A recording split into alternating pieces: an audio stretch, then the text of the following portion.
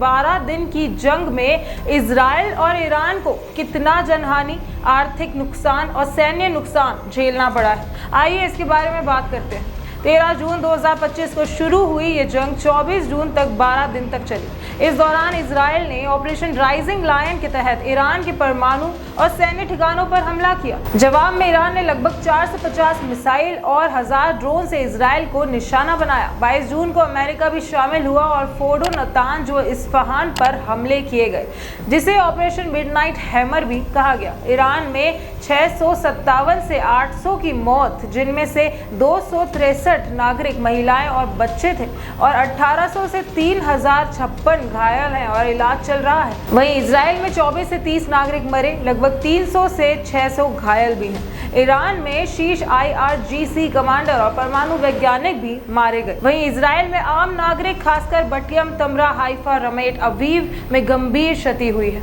सैन्य और संरचनात्मक नुकसान की बात करें तो ईरान के नतांज में 15,000 सेंट्रीफ्यूज नष्ट हुए हैं। फोर्डो, इस्फहान, पार्चिन सहित मिसाइल व वायु रक्षा साइटें बुरी तरह से क्षतिग्रस्त हो गई हैं। वहीं इजराइल में तेल अवीव के कैंप, मोशे दयान स्कूल, बटियम व हाइफा जैसे बुनियादी ढांचे को निशाना बनाया गया। सोरोका मेडिकल सेंटर पर मिसाइल लगी, कम से कम 50 घायल भी हुए हैं। बात करें इस युद्ध में आर्थिक नुकसान की तो ईरान में अनुमानित नुकसान लगभग 150 to 200 बिलियन डॉलर्स है, जिसमें बुनियादी ढांचा और GDP पर टोल शामिल है। वहीं इजराइल में लगभग 12 मिलियन डॉलर का नुकसान हुआ है, जिसमें रक्षा खर्च, इंफ्रास्ट्रक्चर क्षति और रक्षा प्रणाली का बोझ शामिल है।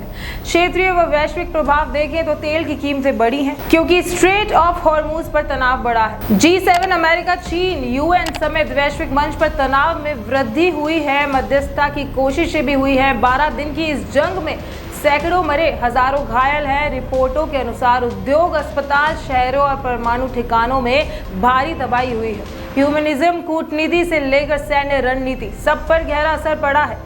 हालांकि राष्ट्रपति डोनाल्ड ट्रंप ने कहा था कि इजराइल और ईरान ने शत्रुता समाप्त करने के लिए मंगलवार की समय सीमा समाप्त होने के बाद हमला करके युद्ध विराम की शर्तों का उल्लंघन किया है। हैग में नाटो शिखर सम्मेलन के लिए रवाना होने से पहले व्हाइट हाउस में पत्रकारों से बातचीत में ट्रंप ने लगातार हो रहे हमलों पर निराशा व्यक्त की है।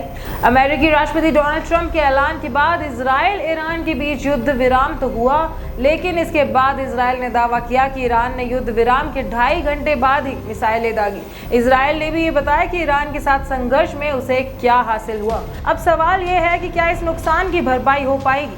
आर्थिक और सैन्य क्षेत्र में संभावना है, पर शायद उन परिवारों के लिए तो नहीं जिन्होंने अपनों को खोया है। देखना दिलचस्प ये होगा कि सीज़फायर के बाद कोई शांतिपूर्ण राह निकलेगी या ये सिर्फ एक रणनीति है। और अपडेट्स के लिए जुड़े रहिए हमारे साथ और देखते रहिए द इंडिया मूव्स।